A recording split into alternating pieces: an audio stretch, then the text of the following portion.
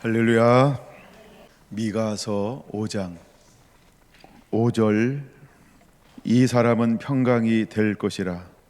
아수르 사람이 우리 땅에 들어와서 우리 궁들을 밟을 때에는 우리가 7목자와 8군왕을 일으켜서 그를 치리니. 아멘. 멈출 수 없는 하나님의 말씀 17번째 시간입니다. 오전에 나눴던 말씀을 여러분들이 반복해서 많이 듣게 되기를 원합니다. 이 사절이 굉장히 멋있는 말씀이고 하나님은 사절을 일으킬 것입니다.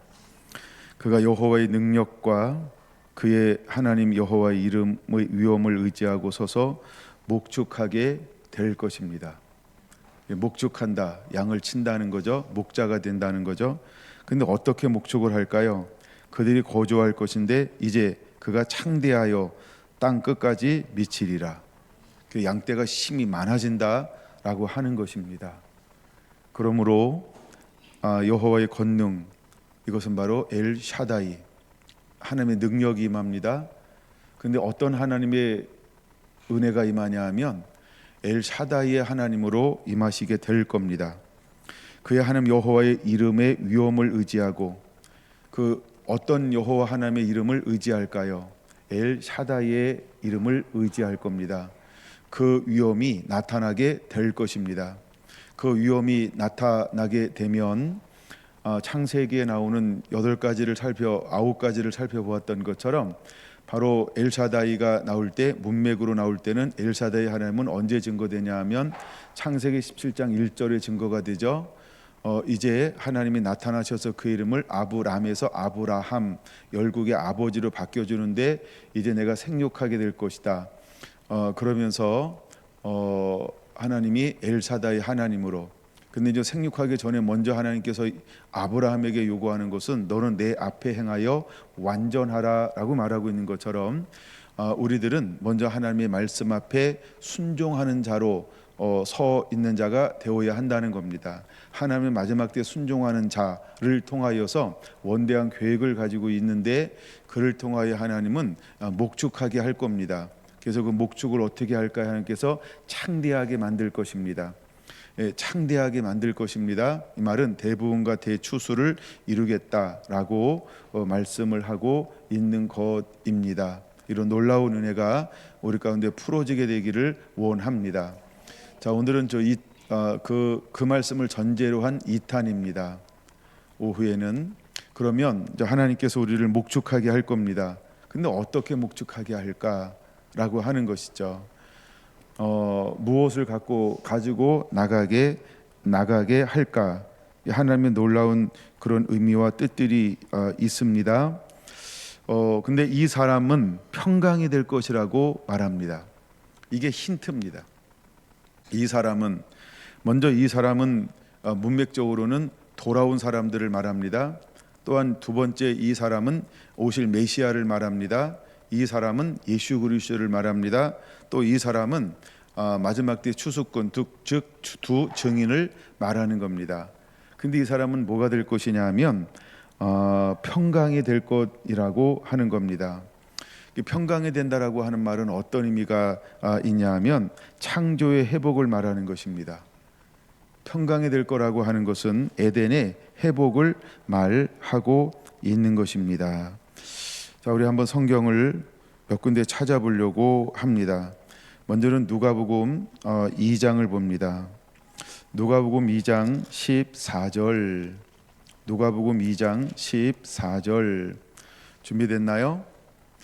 목자들이 양 틈에 잠을 자다가 천사들이 와서 그들을 깨우죠. 그래서 아기 예수 이 땅에 오심을 함께 경배하고 찬양하는 장면인데, 어떻게 찬양하고 있을까요? 14절 같이 읽을까요? 지극히 높으신 곳에서는 하나님께 영광이요, 땅에서는 하나님이 기뻐하심을 사람들 중에 평화로다. 할렐루야. 이것이 예수님께서 이 땅에 오심입니다. 하늘에는 하나님께 영광이 되고요, 이 땅에서 기뻐하심을 입은 자들 중에는 예수님은 평화가 될 거라고 하는 겁니다. 근데 미가서 5장 5절은 이렇게 말하죠. 이 사람은 평강이 될 것이라. 누구를 말하는 걸까요? 예수 그리스도. 그럼 그가 무엇으로 평강이 될까요? 막힌 담을 허시고, 즉 아버지 마음을 아들에게로, 아들을 아버지에게로 서로 연결해주고 소통하게 하고, 무너졌던 것, 타락했던 것을 회복함으로 화평하게 하는 거죠. 그래서 화목제물이 신이 되어 주시게 될 겁니다. 또한 물론 예수님은 사역할 때 어떻게 사역하시냐 하면 회개하라 천국이 가까웠느니라 라고 말하면서 회개를 통하여 하나님께 나갈 수 있는 길, 즉 화평의 길을 놓으신 분, 이분이 바로 예수 그리스도인 겁니다. 제자들이 나가서 하는 일이 뭘까요? 그렇죠. 회개를 선포하죠. 그 회개를 선포하죠. 그리고 그에게 복음을 선포하면서 하나님께 나아가는 무너졌던 길을 열어놓는 그런 역할을 해서 하나님과 만나는, 그래서 하나님과 연결되어지는 이 사역을 감당하는 거죠. 이걸 우리는 추수, 그다음에 이것을 우리는 복음 전파라고 말합니다. 그런 이 사역을 하나님은 이제 이렇게 이루시고 있다라고 하는 겁니다. 이것을 결정적으로 도와주는 말씀을 에베소서 2장 14절에서 찾아보려고 합니다. 에베소서 2장 14절 이렇게 말합니다. 그는 우리의 화평이신지라.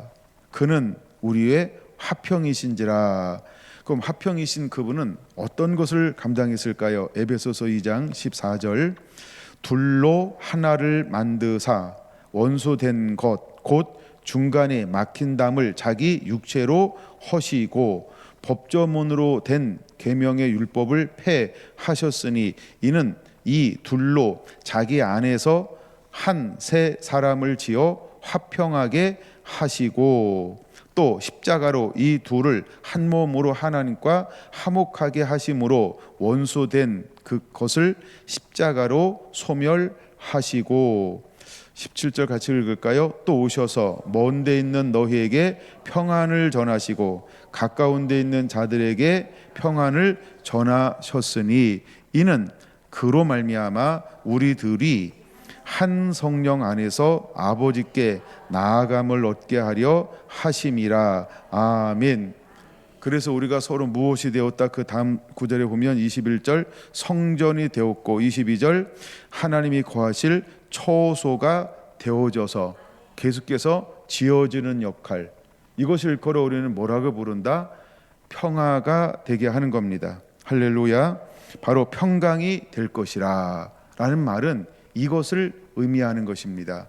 즉 예수님께서 오셔서 십자가를 짐을 통하여 막혔던, 그게 막혔다라고 하는 건 무엇일까요? 죄로 말미암아 이제는 이 죄를 파하셨어요. 이 죄값을 지불하셨어요. 그래서 이 막힌 담을 허물었어요. 그러므로 우리 모두는 이제 막힘없이 하나님 앞에 나아갈 수 있는 길이 열려진 거예요. 우리가 가서 가르치고 복음을 전파하고 병을 고치는 일은 무엇을 하는 걸까요? 바로 화평케 하는 것입니다. 평강케 하는 것입니다. 예수님이 하셨던 사역은 어떤 사역을 하셨을까요? 평강의 사역을 하신 것입니다. 할렐루야. 이것이 바로 예수님의 사역인 것입니다. 여러분 에베소 2장은 오늘 그런 면에서 굉장히 중요해서 꼭 기억하시고요. 이사야 9장으로 넘어갑니다. 이사야 이제 9장 그러면 여러분들이 이제 뚜렷하게 많은 부분들을 아마 기억할 거라는 생각을 합니다. 예수님이 이 땅 가운데 오시는데 이사야는 무엇이라고 예언하고 계시냐는 거죠. 어떻게 예언했을까요? 우리가 9장 위에 제목이 하나 있죠. 평강의 왕. 이처럼 예수님은 오실 것인데 이미 800년 전에 어떻게 예언을 해놓으셨을까요? 그는 평강의 왕으로 오실 것이다. 자, 그럼 평강의 왕으로 오시는 그분은 어떤 상황에서 오셔서 어떤 사역을 하게 하실까? 이 부분이 9장에 기록되어져 있는 것인데 1절 전에 고통받던 자들에게는 흑암이 없으리로다.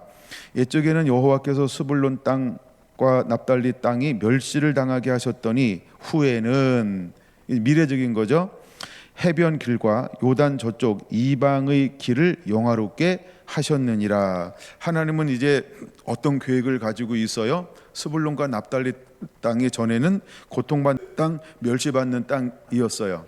네, 멸시받는 땅이었어요. 근데 이제 하나님은 무엇을 예언해 놓고 있냐면 그 땅을 영화롭게 할 거라는 거예요. 무엇으로 어떻게 영화롭게 할까요? 2절, 흑암에 행하던 백성들이 큰 빛을 보게 될 거예요. 그러니까 큰 빛을 보게 될 거예요. 누굴까요? 예수 그리스도. 오늘날은 누굴까요? 마찬가지로 예수 그리스도입니다. 이제 어린 양 대신 예수 그리스도, 다시 오실 예수 그리스도, 신부 대신 예수 그리스도. 그 다음에 사망의 그늘에 거하던 자들이 이제는 무엇이 비추게 될 거예요? 빛이 비추게 될 거예요. 빛이 뭘까요? 복음의 빛, 생명의 빛, 예수 그리스도를 말합니다. 이런 놀라운 역사들이 일어날 겁니다. 그래서 3절, 주께서 이 나라를 창성하게 하심에, 아까는 하나님이 우리를 창대하게 한다고 말했습니다. 근데 이제 하나님은 예수님께서 실제로 이 땅에 오셔서 무엇을 만들었어요? 창성하게 만들었어요. 그 다음에 그들에게 무엇을 더하시나요? 즐거움을 더하시는 거예요. 즐거움을 더하심으로 그 다음에 추수하는 즐거움, 탈취물을 나눌 때 즐거움 같이 그들이 주 앞에서 즐거워하게 할 거라는 거예요. 그럼 이 때는 언제일까요? 추수 때인 것입니다. 모든 어둠과 죄악을 잊어버리고 모든 것 대신 예수께서 한 분만을 바라보면서 천국을 소망하는 백성들로의 회복이 실제로 일어나는 것, 이것을 의미하는 거죠. 첫째, 이것을 예수님이 하셨습니다. 이제 이때에는 하나님의 사람인 추수꾼들이, 두 증인들이, 신부들이 이 사역을 동일하게 감당해내게 될 거라는 것입니다. 이것이 바로 미가서에서 우리에게 보여주고 싶어하는 것입니다. 3장 12절 13절 길을 여는 자가 일어나게 될 것입니다. 이제 4장에 놀라운 회복들이 그대로 일어날 것입니다. 오늘 5장 하나님께서 이 일을 4절 5절을 통하여 이루시겠다라고 말하고 9절과 10절 아직 거기까지 안 봤죠? 남은 자들을 통하여 하나님은 이 일을 이루실 것이라고 하는 원대한 계획을 가지고 있다라고 하는 겁니다. 근데 미가서 5장 5절 첫 단어를 보았죠? 이 사람은 평강의 왕이 될 거라고 하는 것입니다. 할렐루야. 평강이 될 것이라고 하고 있습니다. 자, 다시 이사야 9장 4절을 봅니다. 이는 그들이 무겁게 맨 멍에, 그 다음에 그들의 어깨의 채찍, 그 다음에 세 번째 그 압제자의 막대기를 주께서, 여기서 이제 목자죠, 다시 오실 분이죠, 다시 추수할 사람이죠, 어떻게 할 거라는 거예요? 꺾을 거라는 겁니다. 꺾어버릴 거라는 것입니다. 그럼 마지막 때의 두 증인은 뭐 하는 사람이에요? 그쵸? 똑같은 일을 합니다. 그쵸? 이러면 이게 이해가 되나요? 누가복음 4장, 이사야 62장의 일들이 그대로 이루어질 거라는 거예요. 하나님의 영이 임하면, 그쵸? 눈먼 자가, 그다음에 눌린 자가, 그다음에 짐진 자가, 그다음에 묶여있던 자가 자유케 되는 놀라운 역사. 이건 예수님을 통해서 이루어졌어요. 그 이후에는 누굴 통하여 이룰 것인가요? 사도행전 1장 8절 위로부터 성령의 권능, 이제 엘샤다이 전능한 하나님의 그 이름의 위엄을 나타낼 사람은 누굴까요? 그렇죠? 사도행전 1장 8절을 옷 입은 사람, 이 사람은 하나님의 전능한 하나님 엘샤다이 하나님의 어미하심을 의지하여 목축 양을 칠 사람들, 이 사람들이 실제로 일어나게 되는 것을 이미 이사야서도 똑같이, 즉 동일하게 예언하고 있다라고 하는 겁니다. 그러므로 우리는 이것을 풀어낼 믿음의 용사인 것을 믿음으로 취하시게 되기를 바랍니다. 5절 어지러이 싸우는 군인들의 산과 피 묻은 겉옷이 불에 섣불같이 이제는 살라지게 될 것입니다. 왜요? 이는 한 아이가 우리에게서 낳고 한 아들을 우리에게 주신 바 되었는데, 이거 전부 예수 그리스도를 말합니다. 6절 그의 어깨에는 무엇을 메었을까요? 정사를 메었고 그 이름은 기묘자라 모사라 전능하신 하나님이라 영존하시는 아버지라 평강의 왕이라 할 것임이라. 그 이름 안에 이 모든 것들을 포함하고 있다라고 하는 것입니다. 우리가 아까 미가서에서 제가 아직 다루지 않았던 것 중에 하나가 뭐냐면 이런 말씀이었어요. 미가서 5장 2절 보면 근본은 상고의 영혼에 있느니라. 근본이 뭐라고요? 근본은 상고의 근본이 뭐라고요? 영혼에 있느니라. 이 말하고 같은 표현을 사실상은 하고 있는 것입니다. 그래서 그는 평강이 될 거라고 하는 겁니다. 그게 이사야 9장 6절과 같은 것입니다. 여러분들이 혹시 모르면 이사야 9장 6절 이렇게 옆에다 적어 놓으셔야 된다는 거죠. 예.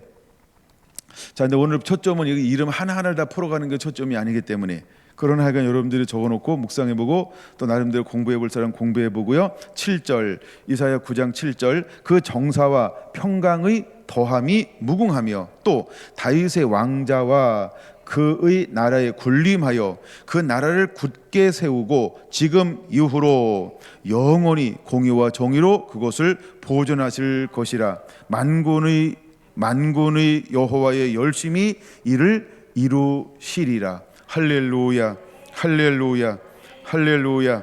이 일을 실제로 이루시는 겁니다. 근데 예수님께서 실제로 오셔서 사역을 감당하실 때 인용한 말씀이 어떤 말씀이라고요? 이사야 9장을 인용한 겁니다. 어디에서? 누가복음 4장에서, 마태복음 4장에서. 그러므로 마태복음 4장으로 한번 넘어가 볼까요? 마태복음 4장에 자, 이제 드디어 예수님께서 성령을 받았습니다. 그리고 광야에서 시험을 받았습니다. 성령에 이끌려서 갈릴리로 가셨습니다. 그러고 난 다음에 제일 먼저 하는 일이 무엇입니까? 이제 이 말씀을 먼저 인용하고 난 다음에 17절, 4장 17절 사역을 시작하는 거죠. 이해가 되는 거죠? 그러니까 예수님께서 사역을 드러나기 전에 먼저 예수님이 어떤 걸 할 것이라고 하는 말씀을 인용하고 있나요? 마태복음은 그렇죠? 이사야 9장의 말씀을 인용하고 있다는 거죠.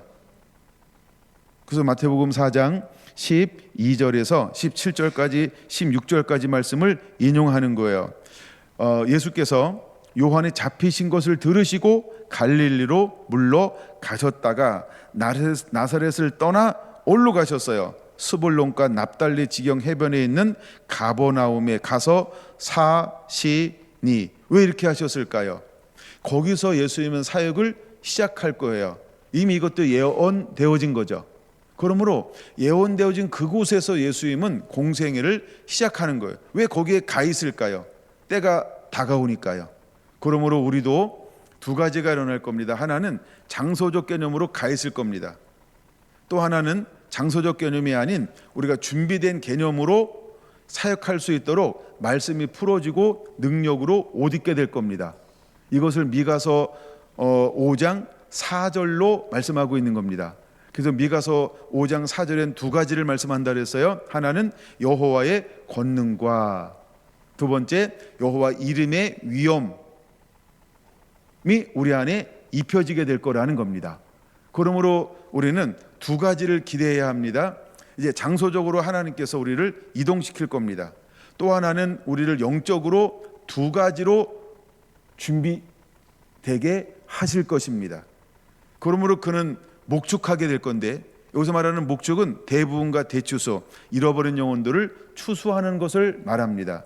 이걸 요한계시록으로 말하면 요한계시록 10장과 11장으로 표현하고 있는 것입니다. 이걸 우리가 복음서, 즉 사도시대로 말한다 그러면 사도행전 24장과 누가복음 24장과 사도행전 1장 2장으로 표현할 수 있는 것입니다. 그래서 예수님은 위로부터 능력이 임할 때까지 이 성에 유하여라. 그리고 위로부터 능력이 임하는 동시에 그들은 뭐 하기 시작했을까요? 동서남북 사방 각처를 다니면서 복음을 전파하기 시작했다는 겁니다. 근데 그냥 복음을 전파하는 것이 아니고 그들은 무엇으로 겸비했다? 첫째, 여호와의 능력으로. 두 번째, 여호와 이름의 위엄을 의지하여 그들은 성령의 이끌림을 받으며 사역을 감당했다. 이걸 우리는 뭐라고 표현한다? 그렇죠? 전도 사역. 이것이 사도들의 사역이라고 표현할 수 있는 것입니다. 그러면 실제로 사도들은 어떻게 사역을 감당했느냐라고 하는 겁니다. 자, 이제 때가 되면 하나님이 어떤 일을 하실까요? 일단 예수님께서 사역하신 것은 이제 이 말씀을 인용하면서 하시는 사역을 어떤 사역이라고 표현할 수 있을까요? 바로 이것이 이사야 61장 4절에 말씀하고 있는 것처럼 무슨 사역일까요? 오래 황폐한 것들을 다시 쌓는 사역, 무너진 곳을 일으키는 사역, 황폐한 곳을 중수하는 사역을 예수님께서 하셨습니다. 더 나아가 이제 오순절 성령의 임함을 통하여서 제자들도 나가서 사역하는 것을 무슨 사역이라고 일컬음 받을 수 있을까요? 그렇죠. 이사야 61장 4절, 58장 12절의 사역이죠. 그래서 이 사역을 뭐라고 부릅니까? 오래 황폐한 것들을 다시 쌓는 사역, 무너진 것을 다시 일으키는 사역, 오래 황폐한 것들을 다시 중수하는 사역, 다시 기초를 놓는 사역이라고 말할 수 있습니다. 그러면 주님께서 오시기 전, 오시기 전 이 말은 재림하기 전에 또다시 어떤 사역자들이 어떤 사역이 사역자들을 통하여 어떤 사역이 일어나게 될까요? 이 똑같은 사역이 일어나게 될 거라는 겁니다. 이미 우리는 전제로 하는 게 뭐냐면 미가서 1장, 2장, 3장 무엇을 전제로 한다? 모든 영적 지도자들, 모든 교권 지도자들이 어떻게 됐다? 타락했다, 무너졌다. 그래서 그 무너짐을 통하여 어떤 일이 왔다? 황폐하고 그래서 포로로 끌려가게 되었다. 근데 하나님께 때가 되면 어떻게 할 것이다? 다시 돌아오게 될 것이다. 회복할 것이다 라고 말씀한다는 것이죠. 그럼 다시 이제 주님께서 재림하기 전에 이 땅 가운데 어떤 일들이 벌어져야 하느냐 하는 거죠. 오래 황폐한 것들이 세워져야 한다는 겁니다. 무너졌던 길이 다시 세워지는 이런 일들이 있어야 한다는 거죠. 그러므로 하나님은 이 시대에 어떤 사람을 찾고 있나요? 함께 일할 사람, 함께 이것을 일할 사람을 찾는 거예요. 함께 할 사람을 찾는 거예요. 이걸 미가서는 뭐라고 표현한다? 남은 자로 표현하고 있다라고 하는 것입니다. 여러분 준비가 됐나요? 다시 이제 미가서로 넘어와서 좀 더 보고 미가서로 넘어와서 좀 더 보아야 할 것이 있기 때문입니다. 미가서로 넘어왔죠. 자, 이제 우리가 5절까지 읽었어요. 6절 볼까요? 미가서 5장 6절. 그들이 칼로 아수르 땅을 황폐하게 하며 니므롯 땅 어귀를 황폐하게 하리라. 아수르 사람이 우리 땅에 들어와서 우리의 지경을 밟을 때에는 그가 우리를 그에게서 건져 내리라. 그가 예수 그리스도를 말하죠. 이제는 뭐랄까 더 이상 이방인의, 그러니까 아수르나 니므롯은 무엇을 상징하는 걸까요? 이방 세력들을 상징하는 거예요. 더 이상 어느 때가 되면 이방 어떠한 권력과 세력에도 하나님의 사람들은 해받지 않는다, 지배받지 않는다, 통치받지 않는다, 빼앗기지 않는다, 이걸 보여주는 거예요. 그때는 어떤 일이 벌어질까요? 우리는 복음으로, 말씀으로 이기게 될 것이다. 즉 이긴다라고 할 때 5장 4절이 임했기 때문에 이기는 겁니다. 5장 4절에 무엇이 주어진다고요? 여호와의 능력이 주어지고 그 하나님 여호와의 이름의 위엄을 의지하고 나아가서 뭐하게 될 것이다?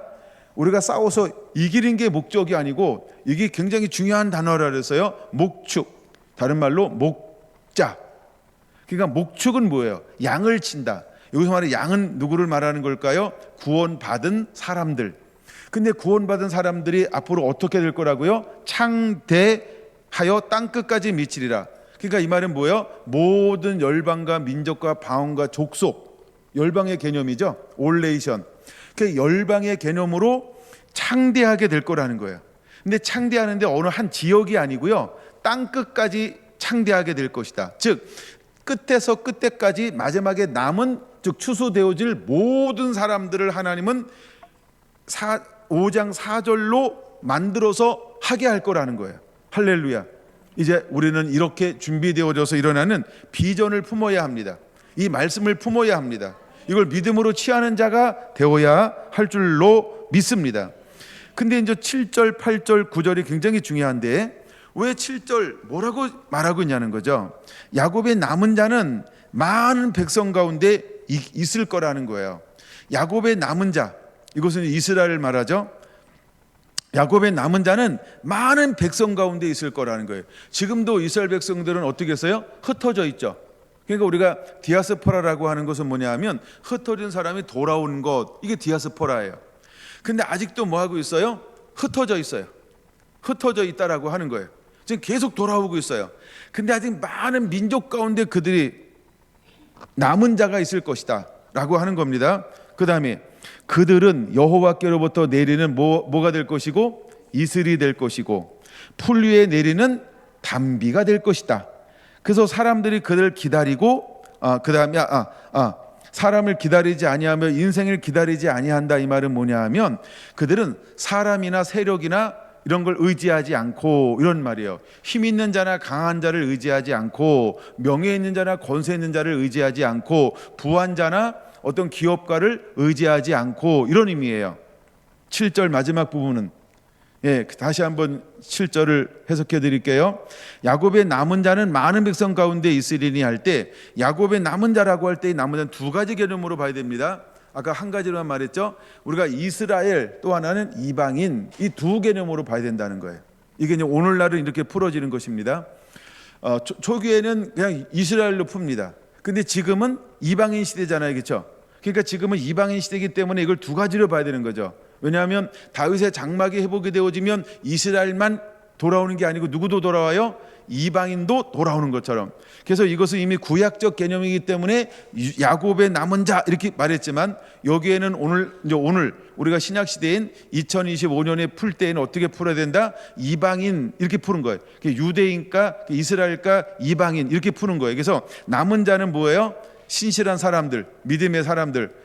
남은 자라고 할 때 이제 하나의 관점을 가릴 때 우리는 그냥 5장 4절, 저 5장 보고 있으니까 5장 4절이다. 그럼 4절은 뭐라고요? 여호와의 능력을 입고 하나님 여호와의 이름의 위엄을 의지하고 살아가는 사람, 이렇게 정의를 해야 된다는 거지. 이게 남은 자라고 하는 거예요. 근데 이제 남은 자가, 하나님은 그 남은 자를 무엇과 같이 만들겠다는 거예요? 이슬같이 만들 것이다, 단비같이 만들 것이다. 그는 이슬이 될 것이며 그는 단비가 될 것이라 라고 하는 것입니다. 그래서 이슬과 단비는 여러분들이 충분히 연구하고 읽고 묵상해야 합니다. 시간 되면 나눠드릴게요. 그 부분은. 근데 성경은 몇 군데 안 됩니다. 약간 그렇게 될 거예요. 그러니까 우리는 이슬입니다, 단비입니다. 하나님께서 때를 따라 이슬을 내려줘요. 제가 참 이슬이라는 말이 처음에 축복으로 나올 때 이것을 잊을 수가 없는 건 뭐냐 하면, 한 아버지가 별미를 먹었어요. 근데 그 한 아버지가 별미를 먹고 그 아들을 향하여 축복을 할 때 그 많은 것 중에 어떤 축복을 해요? 하늘의 이슬과 땅의 기름진 것과. 이게 처음에 이해가 안 됐어요. 축복해 주려면 뭐든 근사한 걸 축복해 줄 줄 알았어요. 근데 그 첫 마디가 뭐라고요? 하늘의 이슬과. 근데 그 이슬이 그 기후에서, 사막 기후에서는 어마어마한 뭐라고 하는 거예요? 보물이라고 하는 거예요. 실제로 성경에 보면 보물, 하늘의 보물이다 이렇게 표현하고 있기도 합니다. 이슬을 축복을 주는 거예요. 근데 마지막에 남은 자는 모든 열방 가운데 뭐와 같은 존재가 될 거라고요? 이슬 같은 존재. 그러니까 생명을 주는 존재, 삶을 살게 하는 존재, 번성하게 하는 존재가 되는 거예요. 그 다음에 두 번째는 뭐라고요? 단비가 된다. 단비. 단비라고 하는 개념은 이런 개념입니다. 이른 비와 늦은 비, 때를 따라 적당한 비를 내려주시니, 이게 단비라는 개념입니다. 그러니까 있어야 할 때 꼭 하늘에서 비가 와요. 이게 단비입니다. 그래서 이른 비, 늦은 비라고 말하지 않고 여기서 뭐라고 표현하고 있다고요? 단비. 여러분, 단비는 필요할 때 주시는 그 비예요. 근데 마지막 때 남은 자는 뭐와 같은 존재가 된다고요? 이슬 같은 존재, 단비 같은 존재. 할렐루야. 그래서 사람들이 무엇을 의지하지 않아요? 사람들을 기다리지 않고 인생을 기다리지 않아요. 왜? 하나님만 의지하며 기대하기 때문에 그래요. 그 해석이 어려우면 그렇게 이제 적어 놓으면 돼요. 하나님만 의지하고 기대한다. 그렇게 적어 놓으시기를 바랍니다. 그 다음에 이제 8절을 해석해 줘야 돼요. 8절. 야곱의 남은 자는 여러 나라 가운데서 많은 백성 가운데 있으리니. 이건 이제 위에랑 똑같아요. 근데 그럼 요 남은 자는 뭐와 같은 존재가 될 거냐는 거예요. 첫째, 그들은 수풀의 짐승들 중에 사자 같을 것입니다. 두 번째, 양떼 중에 젊은 사자같이 될 거라는 겁니다. 그래서 그가 지나간즉 밟고 찌질이니 능히 구원할 자가 없을 것이라. 이 말은 무슨 말일까요? 이제 마지막 때 마치 계시록 11장에 나오는 두 증인처럼 그를 죽이려고 하면 그에게 어마어마한 능력과 표적과 이적이 일어나죠. 그런 것처럼 마지막 때 남은 자를 하나님께서 어떻게 쓰시겠다라고 하는 거예요. 사자처럼 쓸 것이다. 젊은 사자처럼 쓸 것이다. 그를 공격하고 그를 희롱하고 그를 멸시하고 그를 죽이려고 하면 그 사자가 어떻게 할까요? 그를 공격할 것이다. 물 것이다. 제압할 것이다. 무력화시킬 것이다. 이런 의미가 있는 거예요. 그래서 마지막 때 하나님의 추수하는 사람들, 하나님은 하나님을 허용하는 그 시즌에는 어떤 존재가 될까요? 그렇죠. 이기는 존재, 승리하는 존재, 패배를 모르는 존재가 될 거라고 하는 거예요. 이것이 하나님께서 마지막 추수꾼들에게, 마지막 신부들에게 주어진 하나님의 계획이라고 하는 겁니다. 그러므로 우리는 어떤 환경 속에서 어떤 대우를 받고 어떤 삶을 살고 있든 그건 그렇게 중요하지 않아요. 그 속에서 인내하고 참고 소망, 이 말씀의 하나님을 붙잡고 살면 주께서 우리가 들어 쓰실 때 반드시 이기는 자로 하나님께서 사용하시게 될 것이다를 보여주고 있는 말씀이라고 하는 거예요. 할렐루야. 그럼 여기서 우리 이제 명사 4가지를 붙잡아야 된다는 거죠. 첫째가 뭐라고요? 이슬, 둘째가 담비, 셋째가 사자, 넷째가 젊은 사자. 이게 젊은 사자 그러니까 라이언 킹인가요? 예? 그쵸, 이제 레오. 예, 젊은 사자. 이야, 예. 하나님이 그렇게 쓰시겠다라고 하는 놀라운 계획을 가지고 계시다라고 하는 것입니다. 여러분, 이것은 무엇과 같을까라고 하는 것입니다. 우리가 이제 인클루즈라고 한번 적어보세요. 그냥 한글로 인클루즈라고 한번 적어보세요. 이건 라틴어입니다. 라틴어. 자, 이 말을 한국어로 번역을 하면 수미, 상, 관법, 수미, 쌍이라고도 적어대고 상, 사실 서로 상자입니다. 한자로 쓰면 수미, 상, 관, 법 이렇게 적어 놓으시고, 수미는 처음과 마지막이 서로 같다 이런 의미입니다. 그래서 문학에서 쓰는 표현이기도 하고요. 그럼 앞과 뒤가 같은 것인데 성경에 이런 것들이 굉장히 많습니다. 이것을 한 군데만 살펴보면서 은혜를, 오늘 이 말씀과 연결되기 때문에 이걸 제가 이제 인용을 하는 건데요. 마태복음 4장으로 넘어갑니다. 마태복음 4장 23절. 자, 이제 예수님께서 이 땅에 오셨어요. 마태복음 4장 23절. 자, 예수님께서 이 땅에 오셨어요. 그리고 공생애를 시작해요. 공생애를 어떻게 사역하시나요? 이걸 우리는 예수님의 3대 사역이라고 이렇게 표현하죠. 23절을 찾으신 분은 함께 읽겠습니다. 예수께서 온 갈릴리에 두루 다니사 그들의 회당에서 가르치시며 천국 복음을 전파하시며 백성 중에 모든 병과 모든 약한 것을 고치시니. 아멘.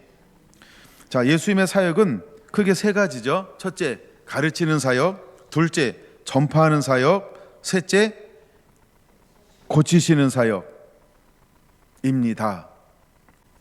자, 그러면 이 말이 또 어디에 있을까? 9장 35절.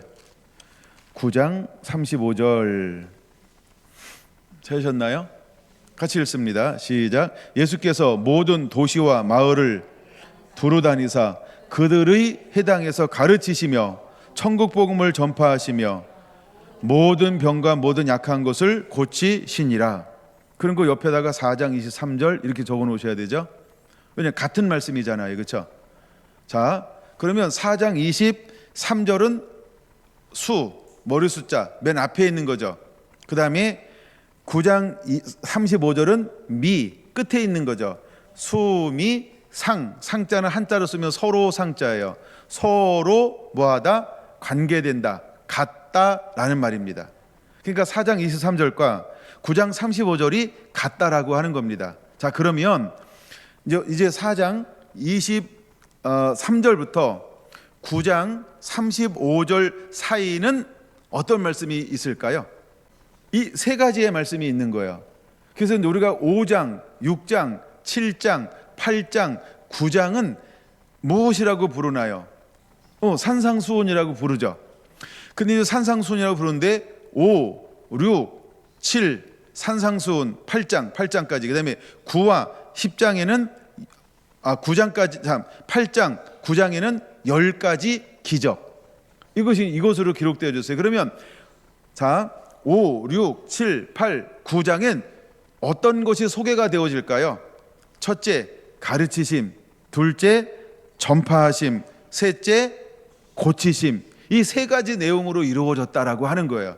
이게 수, 미, 상간법이라고 보통 인크루즈, 이제 이런 우리가 성경 공부를 많이 하다 보면 그런 용어들을 요즘 많이 이렇게 사용합니다. 그래서 인크루즈다, 하여간 뭐 이렇게 이제 표현합니다. 라틴어입니다. 하여간 이제 이렇게 표현하는데, 그러니까 그렇게 이루어졌다라고 하는 것입니다. 하여간 이제 여기까지는 서론입니다. 서론.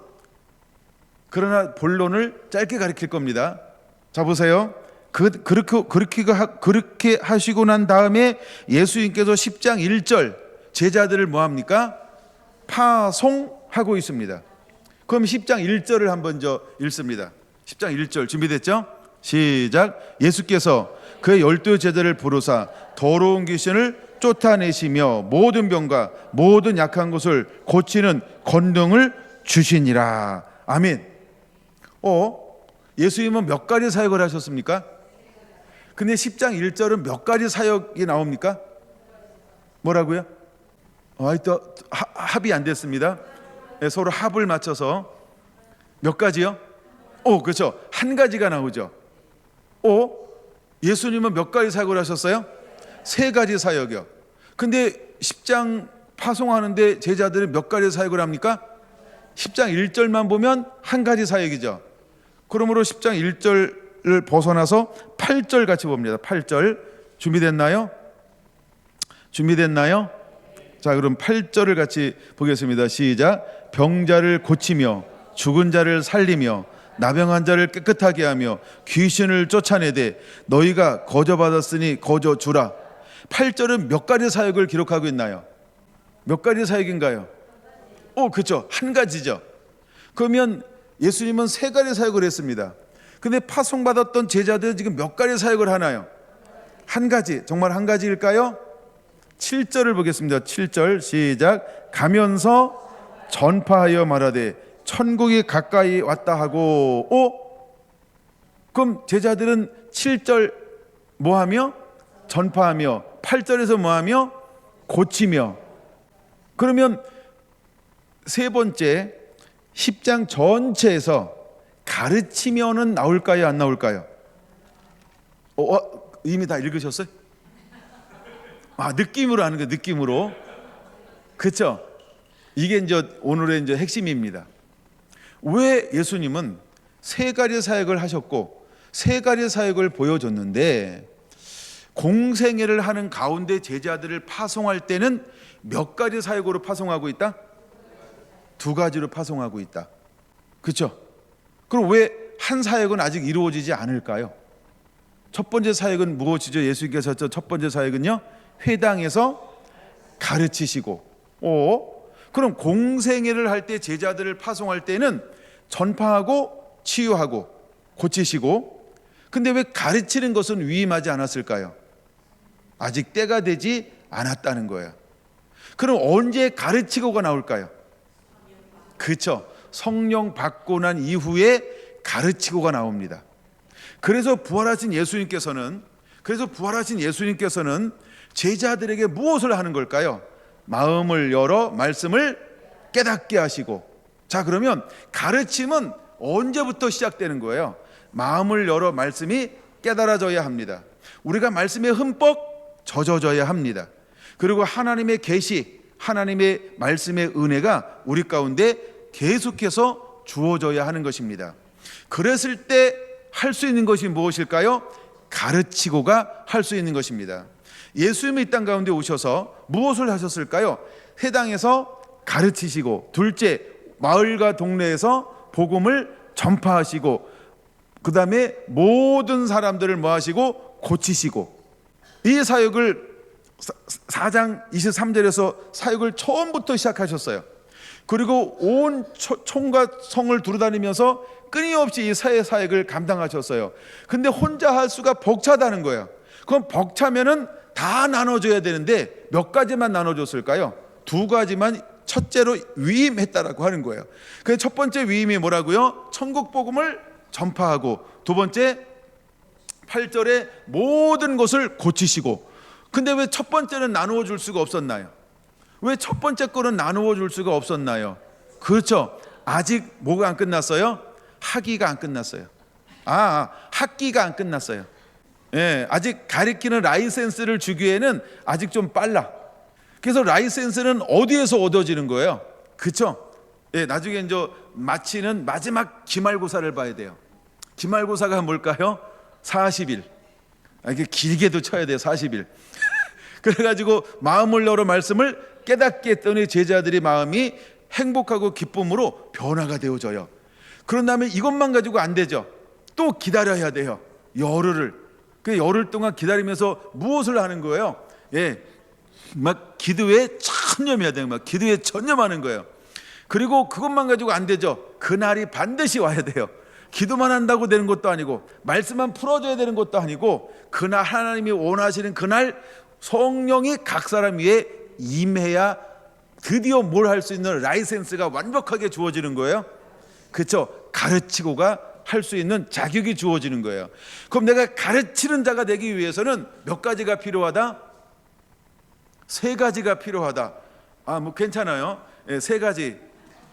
가르치기 위해서 뭐가 필요한? 첫째, 말씀이 풀어져야 된다. 둘째, 기도에 전념해야 된다. 그리고 셋째, 성령을 받아야 된다. 그래야만 어떤 자격이 주어지는 것이다? 가르칠 수 있는 자격이 주어진다라고 하는 것입니다. 근데 여러분 잘 보세요. 천국 복음을 전파하고, 그 다음에 두 번째, 병을 고치는 것은 무엇만 해도 할 수 있을까요? 이게 10장 1절이에요. 10장 1절이요. 다시 10장 1절 다시 볼까요? 예수께서 그의 12제자를 부르사 더러운 귀신을 쫓아내며 모든 병과 모든 약한 것을 고치는 무엇을 권능을 주시니라. 그러니까 내가 이 권능을 받으면 무엇을 할 수 있어요? 두 가지는 할 수 있어요. 두 가지는 할 수 있어요. 두 가지는 할 수 있어요. 그렇죠? 그러니까 사실은 사역하는 사역자들 대부분이 어떤 단계를 말하는 거예요? 10장 1절 단계예요. 그래서 복음을 전파할 수 있어요. 그냥 설교는 할 수 있어요. 그렇죠? 교수도 할 수 있어요. 왜? 신학자, 교수도 할 수 있어요. 논문 써서 박사도 될 수 있어요. 그렇죠? 근데 두 가지라는 거예요. 근데 아직 그들에게 위임되지 않은 게 무엇일까요? 회당에서 말씀을 가르치고. 그러니까 그들의 가르침은 어떤 가르침일까요? 이게 이제 마가복음 1장에 나오는 거예요. 마가복음 1장, 여기다 손 하나 껴두세요. 마태복음에다가 다시 올 거니까. 사도들의 서기관들의 가르침과 예수님의 가르침이 같아요, 달라요? 달라요. 어떻게 다를까요? 22절. 자, 회당에서 가르치심에 22절 시작. 뭇 사람이 그 교훈에 논란이 이는 그가 가르치는 것이 권위 있는 자와 같고 서기관과 같지 아니함일러라. 할렐루야. 가르치는 것이 달라. 그럼 우리가 신학 공부했어요. 대학원 공부했어요. 그래가지고 이제 라이센스를 땄어. 전도사님, 네, 이러면 그쵸? 그다음에 이제 또 이제 목사안수 받았어요. 네, 했어요. 그럼 주로 뭐 하는 거예요? 천국 복음, 복음 전파. 두 번째, 능력 사역. 이거 할 수 있죠? 할 수 있죠? 권능을 부어 주시니까 이거 할 수 있잖아요. 근데 진정한 의미에서 무엇은 할 수가 없는 거예요. 가르치고는 할 수 없는 거예요. 그럼 잘 보세요. 이 시대에 누구도 가르쳤을까요? 서기관. 이 시대에 누구도 가르쳤을까요? 서기관들로 가르쳤죠. 수없이 서기관들로 가르쳤죠. 어디에서? 희당에서. 그렇죠? 근데 그들을 때로는 랍비라고 불렀어요. 그렇죠? 때로는 희당장이라고 불렀어요. 그렇죠? 때로는 그들을 제사장이라고 불렀어요. 근데 그들의 모든 가르침은 어떤 가르침이었을까요? 복음 전파요. 누구랑 달라요? 예수님과 달라요. 예수님과 질적으로 차원적으로 달라요. 그럼 예수님도 율법에서 인용하셨죠, 수없이. 그러면 모든 서기관들도 뭘 인용해요? 율법을 인용하잖아요. 근데 가르치는 게 같아요, 달라요? 달라요. 왜 다르냐? 이제 여러분들이 좀 약간 선명해지는 거죠. 그게 한계라는 거예요. 근데 우리가 착각하고 있는 것 중에 하나가 그런 거예요. 다시 이 부분을 좀 더 강조합니다. 22절, 권위 있는 자와 같고 서기관들과 같지 아니하더라. 그럼 서기관들은 예수님과 가르친 그 차원이 뭔가 다른 거예요. 왜 서기관들은 예수님처럼 못 가르칠까요? 그렇죠? 라이센스가 아직 주어지지 않았어요. 그럼 어떤 라이센스를 가지고 있는 거예요? 그렇죠? 아까 말했던 천국 복음을 전하는 이 라이센스예요. 천국 복음을 전하는 것하고 이 땅에서 가르치시니라고 하는 하나님의 것을, 하늘의 것을 가르친 거랑 천국 복음하고 같은 거에 다른 거예요. 다른 거예요. 우리는 이것을 잘 분별을 잘 못해서 안 해서 이래서 그런 거예요. 이게 다른 거예요. 제자들은 두 개만 합니다. 언제? 공생애 할 때. 근데 이제 말씀이 풀어지고 오순절 성령을 받고 나갔을 때 사도행전 2장부터 그들은 뭐 하기 시작하나요? 가르치고가 시작되는 거예요. 맞아요. 2장에 나오는 거예요. 바로 가르치고가 시작되는 거예요. 근데 가르치고 했더니 제자들의 가르치고 할 때 누구랑 다를까요? 저기 있는 서기관들과 달라. 그렇죠? 서기관들하고 수없이 배울 때는 어떤 마음이 들지 않았어요? 어찌할꼬 이 마음이 안 왔어. 근데 사도들에게 가르침을 받을 때 똑같이 예수님께 가르침을 받는 것처럼 어떤 마음이 확 왔어요? 어찌할꼬 이게 왔단 말이에요. 아멘. 그러므로 성결한 성도 한 분 한 분들은 충분히 먼저 말씀에 젖어지고 이 말씀이 풀어져서 이제 미가서 5장 4절에 권능과 은혜가 임하게 될 거예요. 요 하나님의 권능이 임할 겁니다. 그 다음에 하나님의 이름의 위엄이 여러분에게 나타나게 될 겁니다. 그러므로 하나님이 그것을 할 때 우리를 어떻게 들어 쓰시고 사용하기를 원하실까요? 이제는 우리가 두 가지 사역을 하는 것이 아닌 몇 가지 사역을 이룰 수 있게 될까요? 세 가지 사역을 하게 될 거라는 거예요. 이제 우리 이것을 꿈꾸는 자가 되어야 합니다. 이걸 기다리는 자가 되어야 합니다.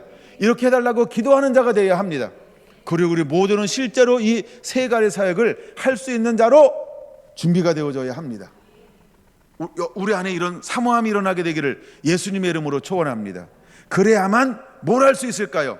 5장 4절을 할 수 있는 거예요. 이제 그 권능을 가져요. 이름의 권능을 의지해요. 그리고 나가서 서서 뭐 한다고요? 목축하게 되리니. 근데 목축하게 되는데 사람들을 모으는데 그가 창대하여 땅끝까지 이것이 미치게 될 겁니다. 할렐루야. 그러면 우리 안에 두 가지만 가지고 되지 않는 거죠. 두 가지가 뭐라고요? 천국 복음을 전합니다. 그것만 가지고 안 된다는 거예요. 그다음에 능력, 어떤 병을 고친다, 여러 가지 이런 걸 한다, 이것만 가지고 안 된다는 거예요. 무엇이 있어야 될까요? 가르치고가 있어요. 가르치고. 그럼 가르치고 할 때 뭘 가르칠 거예요? 사람에게서 배운 것도 아니고, 갈라디아서 1장 사람에게서 배운 것도 아니고 사람에서 받은 것도 아니고 그것 가지고 안 된다는 거예요. 그럼 우리에게는 가르치고라고 할 때 그걸 무엇을 가져야 될까요?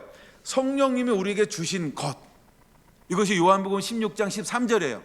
진리의 성령이 오시면 이제 하나님의 비밀한 것들을 우리에게 영으로 가르쳐 주셔야 돼요. 이걸 우리가 뭐라고 표현할 수 있을까요? 14장 고린도전서 14장 1절 너는 특별히 예언을 하려고 하라 할 때 그 예언, 이게 뭘까요? 아버지의 마음속에 있는 것, 아버지의 심중 안에 있는 것, 아직 우리에게 풀어지지 않고 공개되지 않은 것, 이것을 우리가 뭐라고 표현할 수 있냐 하면 이슬이요. 뭐라고 표현한다고요? 담비요. 뭐처럼 우리가 일어나게 될 거라고요? 사자처럼. 또 뭐처럼 나간다고요? 레오. 그렇죠? 예, 어린 사자처럼. 그렇게 무장하여 그 말씀을 가지고 일어나게 될 거라는 것입니다. 하나님은 이런 사람들을 찾는 거예요. 하나님은 이런 사람들을 찾는 거예요. 실제로 사도들이 그렇게 했습니다. 그러면 인크루즈 법에 의해서 사도들의 복음 초기에 그랬다고 한다면 마지막 주오심을 예비하는 도중인 마지막 주님의 신부는 무엇을 갖고 사역할까요? 처음에 사도들이 가졌던 것과 똑같은 세 가지를 마지막 때 사역자들이 인크루즈에 의해서, 그렇죠? 수미 쌍가법에 의해서 똑같은 걸 가지고 사역하지 않을까요? 그럼 초대교회만 이 세 가지를 가지고 사역할까요?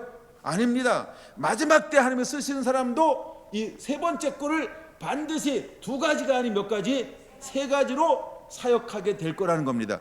이해가 이제 확 오는 거죠. 그러므로 우리는 사모해야 합니다.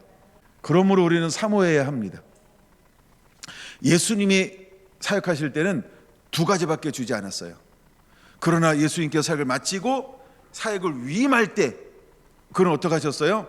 부활이라고. 지금 이제 이 시즌입니다. 지금 우리 계속 시즌을 보내는 겁니다. 우리가 성령 강림 주일이 몇 주인지 아시죠? 6월 둘째 주입니다. 둘째 주는 6월 8일이라고 말합니다. 그때가 성령 강림 주일입니다. 이제 얼마나 남았을까요? 보름 정도 남았죠? 예, 우리는 이 시즌을 그냥 보내면 안 됩니다. 더 깊이 말씀을 사모하면서 주여 내 안에 오셔서 이 말씀을 풀어주시옵소서라는 사모함이 우리 안에 있어야 합니다. 이런 말씀 읽어나갈 때 충분하게 말씀에 젖어지는 은혜가 있게 되길 원합니다. 그러면 읽은 것을 여러분들은 어떤 사람은 읽는 것에 만족하면 안 됩니다. 물론 어떤 사람은 읽는 것으로도 족합니다. 그러나 어떤 사람에게는 말씀을 계속해서 파야 됩니다. 읽고 그렇게 해야 된다는 것입니다. 예. 어느 분은 이제 외부에서 저한테 똑같이 하는 분이 있습니다. 거기 곱하기 몇 이걸 해서 막 이렇게 보내요. 2번 읽었다 3번 읽었다 막 이렇게. 그 내가 지나가면서 한 말을 그분은 붙잡는 거예요. 여러분들도 그렇게 하는 거죠? 외부엔 붙잡는데 내부에서는 안 붙잡는다. 아이 속상한 거 이런 거는. 그러니까 누군가는 그렇게 해야 됩니다. 여러분 저도 말씀을 집요하게 읽고 있습니다. 왔다 갔다 집요하게 읽고 있습니다. 여러분들도 그렇게 하시기를 바랍니다. 하여간 그렇게 할 때 하나님은 어느 누구에겐가 또 때가 되면 반드시 하나님께 그 은혜를 부어줄 겁니다. 제가 줄 수 있으면 얼마나 좋아요, 그렇죠? 근데 누가 주신다고요? 주님이 주시는 거예요. 예, 그러니까 주님이 그때가 오면 주실 것입니다. 이제 이 부분이 좀 이해가 된 거죠? 충분히 이해가 된 거죠? 충분히 이제 이해가 된 거죠? 그러므로 하나님이 이 사람을 찾고 있다라고 하는 것입니다. 다시 이제 다 뺐네. 예, 미가서 5장으로 다시 넘어가겠습니다. 이제 오늘 말씀 준비한 거 거의 다 마쳤어요. 9절 봅니다. 내 손이 내 대적들 위에 들려서 내 모든 원수를 진멸하기를 바라노라. 하나님께서 마지막 때 이런 사람을 통하여서 함께 심판하게 될 겁니다. 여러분 심판이라고 하는 것은 어떤 이야기가 함께 짝처럼 있는지 아십니까? 추수라고 하는 단어가 함께 있는 것입니다. 그러므로 이제 저와 여러분 하나님이 분리도 시키지만 또 하나는 추수하는 종으로 일어나게 되기를 원하신다는 겁니다. 여러분들이 이렇게 붙들려서 쓰임 받는 자가 되기를 예수님의 이름으로 축원을 합니다. 이건 그냥 저 말씀을 정리하기 위해서 하는 거고 10절에서 15절 크게 두 가지로 나눌 수 있는데 10절 여호와께서 말씀할 그날에 이게 뭐냐 하면 대적을 진멸하는 날, 이게 그날이라는 의미는 여기서는 대적을 진멸하는 날. 그래서 우리에게는 추수지만 대적에게는 뭘로 와요? 심판의 날로 오는 것입니다. 그래서 그날은 심판하는 날입니다. 문맥으로 쭉 읽으면 나옵니다. 그 다음에 두 번째 12절부터 쭉 나오는 것은 15절까지는 뭐냐 하면 모든 우상의 문화들이 다 끊어지고 없어지고 멸절되고 이렇게 파괴되고 막 이러죠. 이건 무엇을 보여주는 것이냐 하면 모든 우상 문화가 제거가 되게 될 것이다. 그러면 우상 문화가 그냥 제거가 되나요? 아닙니다. 그럼 하나님의 사람들은 우상 문화가 제거가 되기 위해서 무엇을 함으로 인해서 우상 문화가 무너지게 될까요? 우상 문화가 언제 무너지게 될까요? 예배와 경배의 회복. 이렇게 적어 놓으세요. 예배와 경배의 회복. 그래서 예배가 되고 이제 하나님을 하나님대로 하나님을 찬양함으로 말미암아 우리 주변에 있는 모든 우상의 문화가 무너지게 될 거라는 거예요. 그럼 우리는 진정한 다윗의 장막, 우리는 진정으로 하나님이 찾는 예배자. 근데 예배보다도 더 중요한 게 뭐라고 말씀드렸죠 아까? 순종입니다. 이거는 이사야서에도 나오고요, 예레미야도 나와요. 제가 이제 대선지서 중에서 이제 예레미야 이제 읽기 시작을 했어요. 예, 예레미야는 52장까지 있는데 저는 아직 하여간 15장 정도 읽었어요. 예, 근데 그 중에서 제가 이제 보는 게 그게 보이는 거예요. 하나님은 순종을 더 원하시는구나. 뭐보다? 예배보다. 근데 그 시대가 어떤 시대인지 다 알잖아요. 무너지고 퇴역하고 타락한 시대예요. 예, 그런 시대인데 하나님이 찾는 것은 뭐냐 하면 순종이라는 거예요. 그러니까 그 시대에 드렸던 예배는 전부 어떤 예배예요? 위형적 예배예요. 그러니까 형식적 예배예요. 그러니까 하나님 그 예배를 못 받으시는 거예요. 그러니까 야, 그 예배하지 마. 뭘 원하는 거야? 하나님은 순종이 나. 훨씬 순종이 나. 그러니까 여러분들이 제일 중요한 게 뭘까요? 순종이요. 어떤 누가 외형적인 것보다 더 중요한 게 뭐라고요? 순종이요. 그것을 취하는 우리 성결한 교회, 성결한 성도가 되어야 할 줄로 믿습니다. 기도합니다.